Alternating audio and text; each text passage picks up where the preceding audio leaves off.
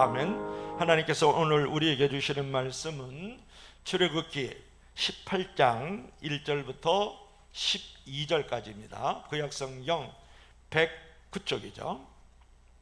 출애굽기 18장 1절부터 12절까지 우리 교독합니다. 미디안의 제사장이며 모세의 장인인 이드로는 하나님이 모세와 그의 백성 이스라엘에게 하신 일, 곧 주님께서 어떻게 이스라엘을 이집트에서 인도하여 내셨는가 하는 것을 들었다.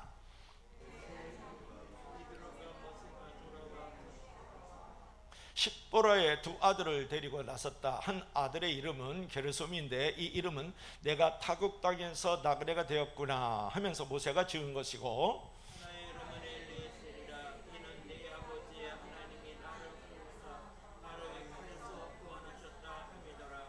모세의 장인 이드로는 모세의 두 아들과 아내를 데리고 모세가 지나치고 있는 광야로 갔는데 그것은 바로 하나님의 산이 있는 곳이다.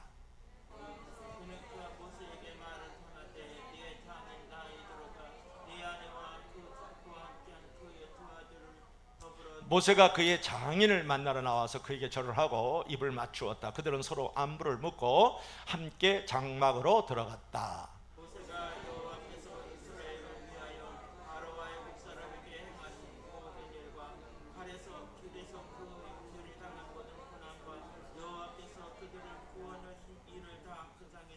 그러자 이드로는 주님께서 이스라엘을 이집트의 사람의 손 악에서 건져주시려고 베푸신 온갖 고마운 일을 전하여 듣고서 기뻐하였다. 이드로가 이르되 여호와를 찬송하리로다. 너희를 애굽 사람의 손에서와 파라의 손에서 건져내시고 백성을 애굽 사람의 손 아래에서 건지셨도다. 이스라엘에게 그토록 교만히 행한 그들에게 벌을 내리시고 치신 것을 보니 주님이 그 어떤 신보다 위대하시다는 것을 이제 나는 똑똑히 알겠네. 우리 다 같이. 그리고 나서 모세의 장인 이드로는 하나님께 번제물과 희생제물을 바쳤다. 아론과 이스라엘 장로들이 모두 와서 하나님 앞에서 모세의 장인과 함께 제사 음식을 먹었다. 아멘.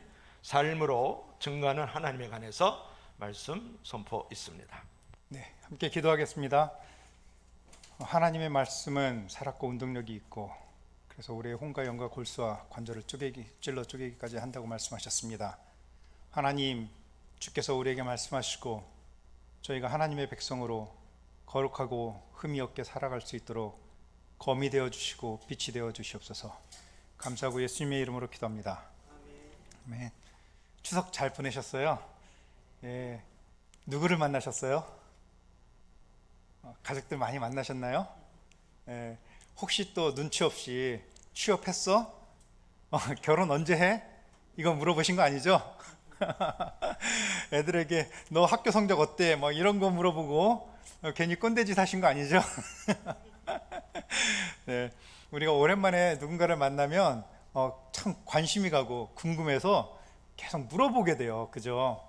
관심 있고. 그런데 때로는 우리가 물어보는 것이 우리의 선한 의도와 상관없이 상대를 불편하게 할 수도 있는 것 같아요. 그렇지만 누군가를 오랜만에 만나서 같이 이야기를 나눈다는 것은 참 의미 있는 것 같습니다. 그 안에서 어떤 이야기를 나누느냐에 따라서 상대방이 변화하기도 하고 마음을 열기도 하고 상대방이 더 의미 있는 마음을 갖기도 하는 것 같아요. 한 사람을 제가 소개해드리고 싶어요. 이분이 이민 가정에서 태어나셨어요. 부모님이 이민을 가셔서 그 이민간 땅에서 아이를 출산했는데 이 아이가 태어난 아이가 한 3개월이 됐을 때 부모가 어쩔 수 없이 이민간 땅에서 이 아이를 버리게 되었어요.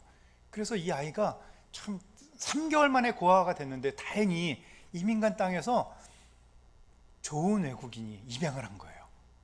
그러니까 이 입양한 가족이 그래도 잘 살고 여유 있고 좋은 가정이었기 때문에 아이가 교육을 잘 받으면서 풍요롭게 잘 성장할 수 있었어요.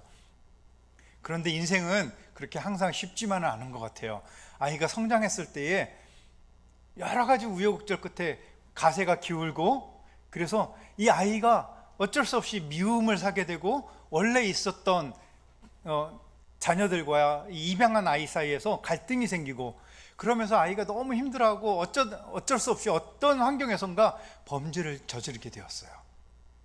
그리고 범죄 끝에 다른 나라로 도망을 해야 됐어요. 도망해서 살아가는 이 외로운 삶을 사는 이 아이가 이제는 아이가 아니죠. 성인이죠. 다행히 그 도망간 나라에서 여인을 만났는데 너무 사랑스러운 여인을 만난 거였어요. 그래서 결혼해서 그곳에서 아이를 둘을 낳고 또 처가가 웬만큼 사는 집안이었던 것 같아요. 다행히 그 처가의 사업을 물려받아서 열심히 또 가정을 일구고 살아가게 되었는데, 중년의 나이가 되었을 때에 뜻하지 않게 갑자기 헛바람이 들었는지 그 모든 것을 포기하고 인생의 전환점을 맞이하게 된 것입니다. 사업도 포기하고 가정도 포기하고 원래 자기가 태어났던 나라를 돌아가게 된 거예요. 자기를 버렸던 그 가정에게 돌아가게 되었어요. 그리고 거기서 이복 형제들을 만나게 되었어요. 그런데 환영해 줄 리가 없죠. 왜 찾아왔는지 미워하게 되고 쫓아내려고 하고, 그리고 그 이복 동생들이 죽이려고 하는 거예요. 그래서 그런 환경에서 살아가야만 하는 분을 제가 알고 있어요. 여러분 누군지 아십니까? 모세예요. 이 모세가 그 어려운 가운데 참 우여곡절 많은 인생을 살아가다가 오늘 자기가 태어난 땅에서 이스라엘 백성들을 해방시켜서 이집트에서 탈출시켜서 광야 땅으로 인도했어요. 그리고 이스라엘 백성과 함께 시내산 근처까지 오게 되었어요. 시내산 근처까지 오는데 거기에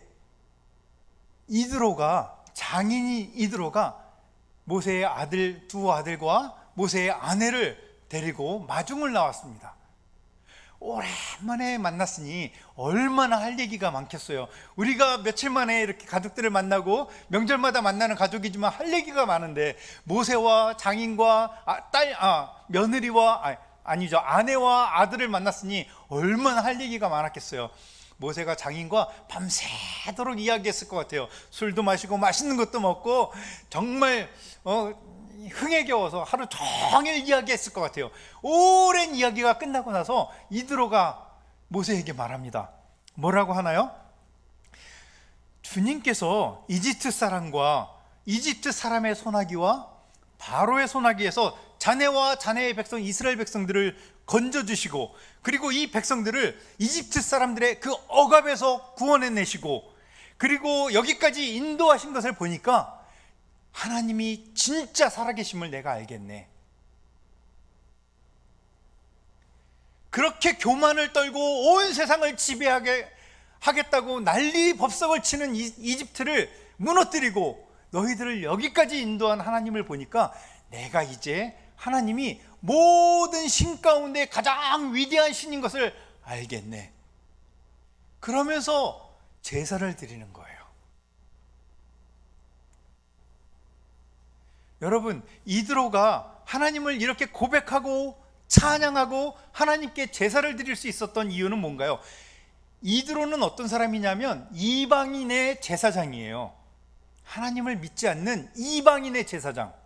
그 이드로가 하나님을 알게 되고 하나님을 찬양하게 되고 하나님께 예배하게 되는 이 놀라운 일이 생겼습니다. 어떻게 해서 그렇게 됐나요? 원인이 무엇인가요? 모세가 이집트에서 이스라엘 백성들을 쫙 이끌고 온 자기 사위의 위대함을 보았기 때문입니까? 자기 사위의 리더십을 보았기 때문입니까? 자기 사위가 얼마나 영향력 있는 사람인지 보았기 때문입니까? 아니에요. 이드로의 고백은 이것입니다. 너의 인생 이야기를 들어보니까 하나님이 얼마나 위대한지 알겠네. 그 인생 이야기가 뭐였습니까? 모세로부터 들었던 이야기는 무엇인가요? 모세가 그 고난 가운데 이스라엘 백성들을 어떻게 인도했는지를 들었다는 거예요. 힘든 상황 속에서 이스라엘 백성들을 어떻게 데리고 왔는지를 들었다는 거예요. 이스라엘 백성들을 시내산까지 인도할 때 어떤 일이 있었는지를 들었던 거예요. 그 이야기는 어떠한 이야기였나요? 모세가 이스라엘 백성들을 바로의 손에서 구원해냈어요. 그리고 탈출에 성공했어요. 성공해갖고 인도하자마자 어떤 일이 생겼습니까? 처음에 이집트의 군사들이 쫓아오기 시작합니다. 우리가 이제 이집트에서 벗어났다라고 생각할 때 이집트의 600대의 전차 군대가 막 쫓아오는 거예요. 이스라엘은 아무런 전쟁을 준비하지 않았는데 600대의 전차 군대가 쫓아오니 얼마나 겁에 질렸겠어요. 그리고 이스라엘에서 600대가 쫓아오는 것뿐만 아니라 앞에 딱 놓인 게 뭐였습니까? 홍해바다. 건너갈 수도 없고 파도가 치는 막막한 큰 바다가 앞에 놓여 있습니다. 뒤에는 600대의 전차 군대, 앞에는 홍해바다. 그 홍해바다를 건너서 광야로 들어왔어요. 광야로 들어와서 한참을 며칠을 광야 여행을 할 때에 이스라엘 백성들이 드디어 마라라는 곳에 도착했습니다.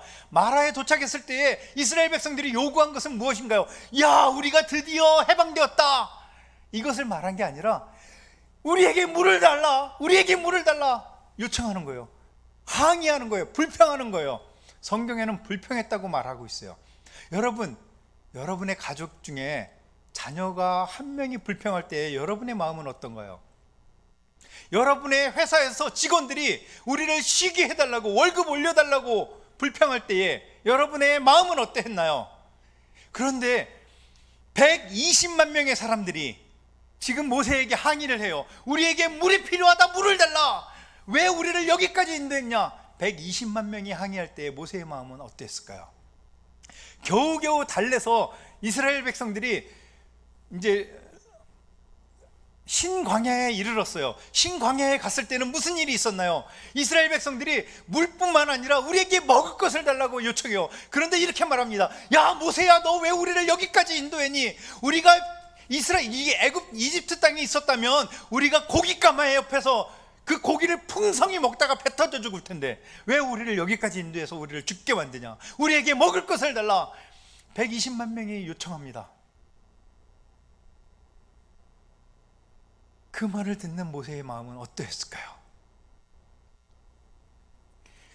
그리고 그 사람들을 또 르비딤이라는 곳까지 인도했어요. 르비딤에서는 다시 물이 없어서요. 물을 달라고 요청하는 겁니다. 이번에는 예전처럼 불평하거나 비판하는 게 아니에요. 막 대듭니다. 항의합니다. 돌을 던지려고 합니다.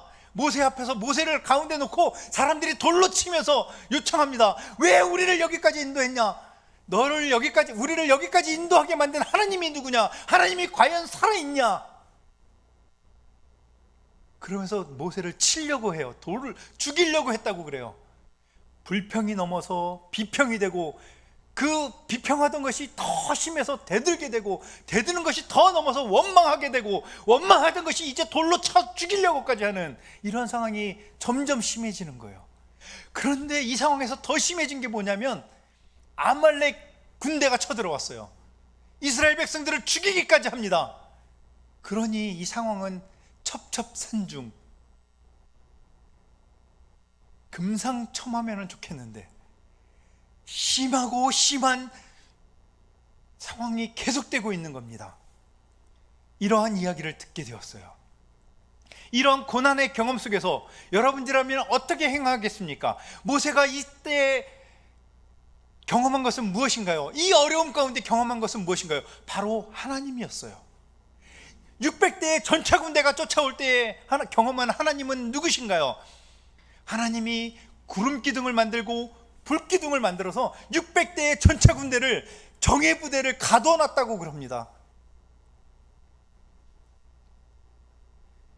그리고 홍해바다가 앞을 가로막았을 때에 하나님이 하신 일이 무엇인가요?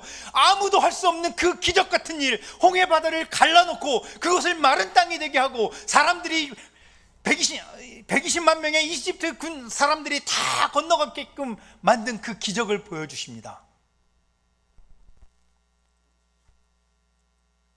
여러분, 카톡이 왔습니다. 야, 마라가 있는 곳에서 사람들이 요청합니다. 물을 달라, 물을 달라. 그때에 하나님은 어떤 일을 하셨나요? 모세에게 명령합니다. 나뭇가지 하나를 보여주면서 그 나뭇가지를 꺾어서 물에 던지면 그 물이 단물이 될 것이다. 그리고 신광야에 이르러서 사람들이 요청합니다. 우리에게 고기를 달라, 우리에게 밥을 달라. 그때 하나님이 어떤 일을 행하시나요? 영원히 우리에게 생명 양식이 되어질 만나처럼 이스라엘 백성들이 광야 생활을 끝낼 동안 40년의 광야 생활 동안 넉넉히 먹을 수 있는 만나를 내려보내 주십니다. 그래서 하나님을 의지하고 살게 만드십니다. 이스라엘 백성들이 질려서 못 먹을 정도로 메추라기를 보내주셔서 고기에 질려서 더는 못 먹겠다고 할 정도로 고기를 먹여주십니다. 그리고 르비딤에 이르러서 또 한 번 모세를 죽일 정도로 돌로 쳐 죽일 정도로 항의하는 이스라엘 백성들에게 하나님이 호렙산에 모세를 인도하고 그 호렙산에 바위를 지팡이로 치게 합니다. 그래서 호렙산에서 생수가 솟아나게 만들지요.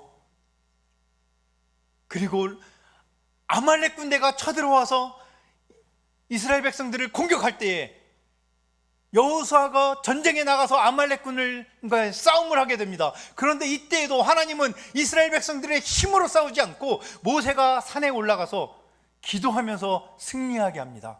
모세가 손을 들어 기도할 때에는 이스라엘 백성들이 이기고, 모세가 힘이 빠져서 손을 내릴 때에는 아말렉 군대가 이기고, 그래서 아론과 훌이 어떻게 합니까? 모세의 손을 양손을 들게 하고 의자를 만들어서 모세를 앉게 하고, 그래서 전쟁이 끝날 때까지 기도하게 합니다.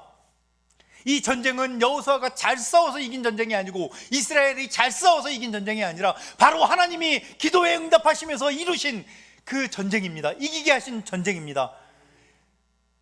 여러분, 600대의 전차 군대가 따라올 때나, 홍해 바다가 앞을 가로막을 때나, 마라에 쓴물이 있을 때나, 신광야에서 먹을 것이 떨어졌을 때나, 호렙산에서 물이 떨어졌을 때나, 르비딤에서 아말렉이 공격할 때나, 그때마다 하나님이 인도하셨고 응답하셨기 때문에 살았습니다. 모세는 지금 그 이야기를 한 거예요. 고난받은 이야기 속에서 하나님이 어떻게 인도하셨는지를 이야기한 거예요. 밤새도록 그 이야기를 했더니만 이드로가 고백합니다. 내가 보니 이집트인을 멸망시키고 이집트의 군대를 무너뜨리고 너희를 여기까지 인도한 것을, 그 고난 가운데 인도한 것을 보니 하나님이 살아있구나. 여러분, 그러면 우리의 인생의 이야기를 통해서도 누군가가 하나님의 존재하심을 알 수 있지 않을까요? 여러분, 우리의 쓰디쓰고 우리의 고달프고 괴롭고 안타깝고 어려웠던 그 인생을 통해서도 누군가는 하나님의 인도하심과 하나님의 은혜로우심과 하나님의 능력을 볼 수 있지 않을까요? 여러분, 우리의 인생도 모세의 인생처럼 굴곡이 심하고, 우리의 인생도 모세의 인생처럼 아픔이 있고, 우리의 인생도 모세의 인생처럼 누군가로부터 심한 비난도 받아보고, 우리의 인생도 모세처럼 누군가로부터 정말 모함도 당해보고 죽음의 위협도 경험해보지 않았습니까? 많은 사람들이 이런 말을 유행했던 적이 있어요. 꽃길만 걸으세요. 정말 꽃길만 걷고 싶죠. 여러분이 생각하는 꽃길은 어떤 꽃길입니까? 나보기가 역겨워 가실 때에는 사뿐히 지려밟고 가시옵소서, 이것을 생각하면서 진달래꽃이 폭신하게 쌓인 그 꽃길인가요? 아니면 호텔에 청혼할 때에 호텔에 쫙 놓여진 그 장미꽃잎이 가득한 그러한 꽃길인가요? 제가 보기에는 인생의 꽃길은 이러한 것 같아요. 어느 날 아내와 함께 산을 오르고 있었어요. 더운 여름이었어요. 햇볕이 쨍쨍하는 날인데, 그래서 너무 더운데 이 산길이 얼마나 높은지 오르고 올라도 힘든 거예요. 그리고 평탄치 않고 굽이굽이 돌짝밭인 거예요. 메마른 거예요. 비도 안 와서. 그런데 어느 순간 옆에 있는 꽃들이 보이는 거예요. 와, 그 꽃을 보는 순간 아내와 제가 와, 예쁘다. 여보 이거 왜 이렇게 예쁜 거야? 그리고 잠시 앉아서 그 꽃을 보고 묵상하고 꽃을 보고 기뻐하고, 그리고 또 가면서 이야기하죠. 야 얘들아, 너희들은 어떻게 그렇게 이쁘니? 너희들은 이 돌짝밭에서 어떻게 이렇게 예쁘게 폈니? 하면서 올라가고 있었어요. 그래서 결국은 정상까지 올라갔던 일이 있습니다. 여러분, 우리의 인생은 메마르기도 하고 돌짝밭 같기도 하고 경사가 굽기도 해요. 그래서 쉽게 가기가 어려워요. 그런데 우리의 인생 옆에는 하나님의 은혜의 꽃들이 같이 놓여 있던 것을 발견했습니다. 그 꽃이 우리가 생각했던 것처럼 화려한 백합꽃이 아닐 수 있어요. 우리가 보고 너무너무 좋아할 만한 수선화가 아닐 수 있어요. 이름 없는 꽃이면 어떻고 민들레면 어때요? 그 작고 작은 하나님의 은혜들이 우리와 동행하면서 우리로 하여금 돌짝밭도 행복하게 걸어갈 수 있게 하고, 우리가 결국은 천국에까지 걸어갈 수 있게 하는 것 같습니다. 여러분, 그러면 우리가 누린 이 인생의 은혜의 하나님, 이것을 모세처럼 우리의 주변의 사람들은 어떻게 우리의 삶을 통해서 하나님을 경험할 수 있을까요? 이드로가 하나님의 살아계심을 내가 알게 되었다 하고 제사를 지냈듯이, 우리 주변의 사람들이, 우리 직장의 사람들이, 우리 가족들이, 우리의 친구들이 우리의 삶을 보면서 어떻게 하나님을 알 수 있을까요? 첫 번째는 우리의 인생을 이야기를 나누는 것인 것 같아요. 우리의 인생 이야기를 나누는 것을 통해서 주변 사람들이 하나님을 알 수 있어요. 성경에는 이렇게 말씀하고 있죠. 성경은 믿음이 생기는 원리를 이렇게 로마서 10장 17절에서 이렇게 말하고 있습니다. 믿음은 들음에서 생기고, 들음은 그리스도를 전하는 그 말씀에서 생깁니다. 그리고 성경은 또 이렇게 말합니다. 로마서 10장 14절에서 사람들은 자기들이 믿지 않는 분을 어떻게 부를 수 있습니까? 들어본 적이 없는 분을 어떻게 믿을 수가 있습니까? 선포하는 사람이 없는데 어떻게 그분에 대해서 들을 수가 있겠습니까? 그러므로 여러분, 우리의 삶의 이야기를 나누지 않으면, 우리의 고난 속에 함께 하신 하나님의 은혜의 이야기를 나누지 않는다면 주변 사람들이 어떻게 하나님을 알 수가 있겠습니까? 우리의 인생 이야기를 나누는 것이 하나님을 전하는 첫 번째인 것 같아요. 전도하라고 하면 힘들잖아요. 그런데 우리의 인생 이야기를 하는 것 얼마나 신나고 얼마나 쉽고 얼마나 할 얘기가 많습니까? 아마 여러분의 이야기를 쓴다면 소설책 10권은 쓰고도 남을 거예요. 여러분의 고난의 이야기를 쓰라고 하면 밤새도록 이야기하고도 시간이 모자랄 거예요. 그 이야기를 나누는 거예요. 그러면 어떤 이야기를 나누면 좋을까요? 여러분, 모세는 지금 자기가 잘난 이야기를 하지 않았어요. 모세는 자기가 어떻게 이스라엘 백성들을 인도했는지 자기의 리더십의 탁월함을 나누지 않았어요. 모세가 나눈 것은 자기의 연약함과 고난과 그 고난 가운데 함께한 하나님을 나눈 거예요. 여러분, 우리의 삶도 그렇습니다. 우리가 나눌 이야기도 그렇습니다. 우리의 약함, 우리의 어려움, 우리의 자식의 어려움, 우리의 남편의 어려움, 우리 아내의 고통, 우리 가족의 어려움을 나누는 거죠. 그러므로 그것을 통해서 우리의 인생 가운데 우리를 빚어오신 하나님을 만나게 되는 거죠. 이렇게 이야기를 나눌 때에는, 우리의 인생의 어려움을 나눌 때에 어떤 유익이 있을까요? 우리가 우리의 잘남을 나눌 때에는 하나님이 안 보여요. 자기가 잘난 게 보여요. 그런데 우리의 연약함을 나눌 때에는 하나님의 은혜가 드러나요. 그러니 우리의 약함과 우리의 고난과 힘듦을 나누는 것을 부끄러워하지 않았으면 좋겠어요. 또 하나의 유익이 있는 것 같아요. 우리의 잘남을 이야기하고, 내가 열심히 공부해서 대학에 합격한 거, 내가 열심히 공부해서 좋은 직장에 간 거, 내가 열심히 수고해서 좋은 월급을 받는 것을 나눈다면, 그래, 네 잘났다. 듣는 사람이 그래요. 열심히 들어주겠죠. 근데 속마음은 그러겠죠. 너는 배경이 있잖아. 넌 집안이 괜찮잖아. 가진 게 있으니까 그랬겠지. 잘났다. 나도 너처럼 노력했어. 그럴 거예요.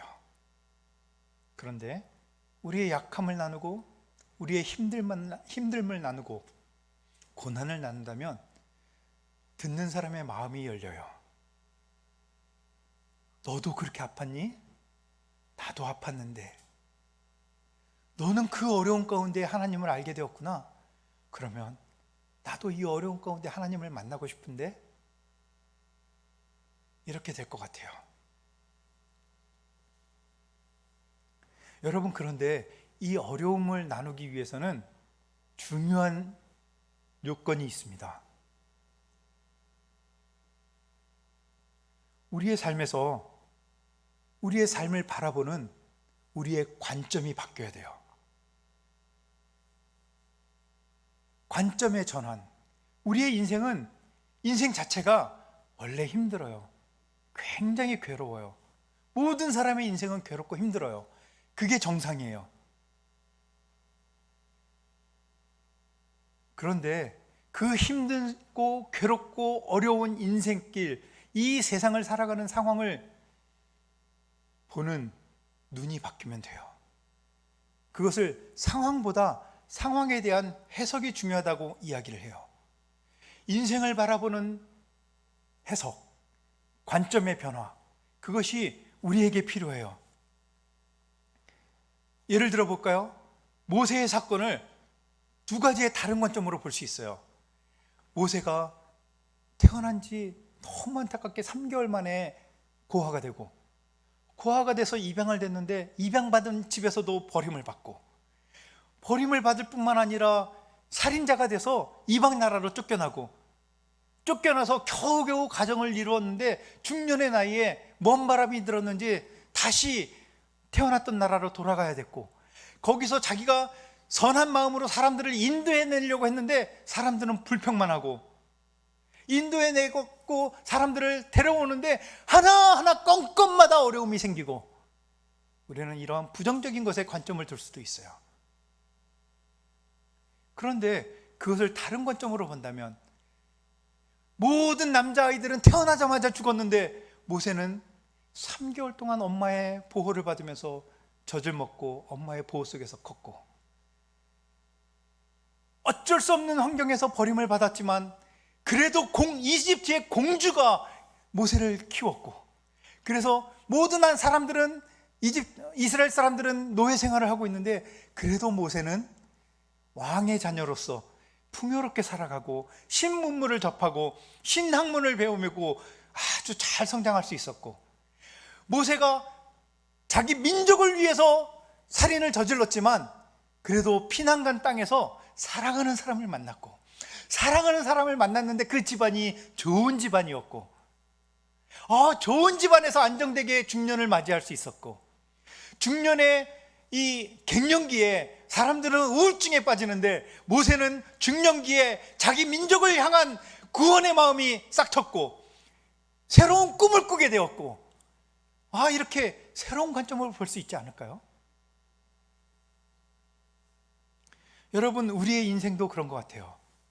우리의 인생을 긍정적으로 해석한다면 어떻습니까? 여러분이 지금 살아오신 인생을 긍정적으로 해석한다면 어떤 유익이 있습니까?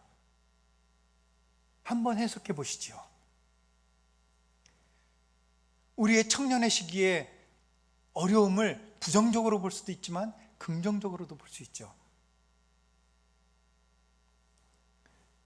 한 분을 제가 알고 있습니다. 이남 이녀의 장녀로 자라난 분. 가족은 딸과 아들에 대한 편견이 너무 심해서 딸은 아무것도 아니고 아들은 무엇을 해도 이쁜 집안. 그 집안에서 공부를 열심히 해서 무엇인가 배우고 싶었는데 너는 배우면 안 돼. 고등학교 상고로 가게 되고, 너는 빨리 졸업해서 취직을 하고 돈을 벌어서 우리 집안에 도움이 돼야 돼. 그래서 대학도 못 가고 취직을 했어요. 자기가 하려고 하는 것들이 모두 막히는 거예요. 취직을 했지만 꿈을 포기하지 않고 열심히 일했는데, 거기서 그 회사는 직원을 5등급으로 나눠요. 제일 좋은 등급은 남자이면서 4년제 대학을 졸업해야 돼요. 그런데 이분은 여자이면서 고등학교밖에 졸업을 못한 거예요. 그러니 최하 등급인 거예요. 아무리 열심히 해도, 아무리 노력해도 성장할 수가 없는 거예요. 어느 날은 미래를 보니까 중국어를 공부해야 되겠던 거예요. 그래서 회사에서 시키는 교육을 받으려고 중국어 교육을 신청했어요. 그런데 중국어 교육을 받으려면 남자이면서 4년제 대학을 졸업해야 돼요. 그 회사는. 열받죠. 온갖 차별을 받으면서 자기의 노력한 것을 다 받지 못하는 그 상황이 너무 힘들어서 2년 만에 졸업을 했어요. 퇴직을 했어요. 그리고 열받아서 대학에 갔어요. 그런데 대학을 가서 취직을 하려니까 걸리는 게 뭐예요? 여전히 여성은 취업할 수 없어요. 결혼이 문을 막고 있고 자녀가 문을 막고 있고 취업을 할 수가 없는 거예요. 그리고 이분이 어떻게 해서 사업을 하게 되었어요. 그런데 사업을 했는데 사업을 시작하자마자 아들이 백혈병에 걸린 거예요. 아들이 백혈병에 걸리자마자 1개월 만에 죽음을 맞이했어요. 정말 우여곡절이 많은 인생이죠. 여러분, 이런 인생에서 어떻게 긍정적인 것을 바라볼 수 있습니까? 그런데 이분의 삶을 한번 보십시오. 다시 한번. 이분이 그 차별을 겪으면서 취업의 문이 막혔어요. 대학을 졸업했는데 취업이 안 되는 거예요. 중국어를 배우고 싶었는데 배울 수가 없었던 거예요. 그래서 대학에 가서 중국어를 배웠고, 대학을 졸업하자마자 취업을 하려고 하는데 취업의 길이 막히니까 홍콩으로 취업을 해버린 거예요. 홍콩에 취업을 하니까 뭐가 좋았을까요? 중국어를 마음껏 배울 수 있었고 영어도 배울 수 있었던 거예요.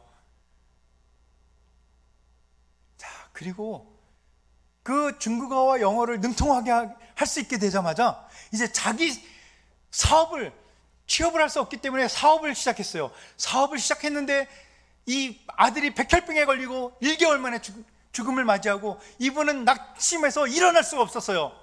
어떤 일이 생겼을까요? 좌절과 좌절, 사회적인 폐인이 되고 나가지도 않고 사람을 만나지도 않는 이 세월이 계속되었어요. 그런데 이때요, 무슨 일이 생깁니까? 하나님께서 그 마음에 어떤 마음을 주냐면, 이대로 있으면 안 되지. 그래서 이분이 용기를 내서 팩스를 보냅니다. 독일에 있는 예전의 거래처, 오래전의 거래처에 팩스를 보냅니다. 내가 이러한 일이 있어서 아들을 죽음에 보냈어. 아들이 백혈병에 죽어서 내가 그동안 힘들었어. 미안하지만 지금이라도 나에게 기회를 준다면 내가 다시 한번 열심히 일해볼게 하고 독일에 있는 바이어에게 팩스를 보냈어요. 그때 무슨 일이 생기냐면 5분도 안 돼서 독일에 있던 바이어가 답장으로 팩스를 보낸 거예요. 너도 백혈병에 걸린 아이가 있었니? 내 자녀도 백혈병에 걸렸어. 그런데 감사하게도 내 아이들은 크리스마스 이브에 백혈병이 나았단다. 내가 너의 마음을 알아. 힘들었지. 내가 한국에 가면 한국에 곧 출장을 갈 건데 다시 한번 만나자. 이 은혜의 손길들이 다시 생긴 거예요. 그래서 그 당시에 8억 원의 수출을 할 수 있게 되었어요. 그것이 회사의 시드머니가 되었고 회사가 다시 일어날 수 있는 기회가 되었어요. 이분이 받았던 온갖 차별의 아픔들은 상처가 아니라 이제 이분이 회사를 차리면서 어떤 일이 생겼냐면 자기가 받았던 이 남녀 차별의 아픔들을 극복하고 여성들이 마음껏 직장 생활을 할 수 있는 그런 회사를 차렸어요. 아이를 많이 낳아도 회사를 다닐 수 있는 회사를 만들었어요.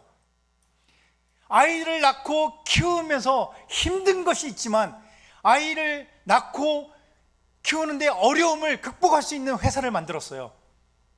아이를 유치원에 보내고 늦게 출근할 수 있는 회사, 자녀를 낳으면 낳을수록 더 많은 인센티브, 더 많은 월급을 받을 수 있는 회사.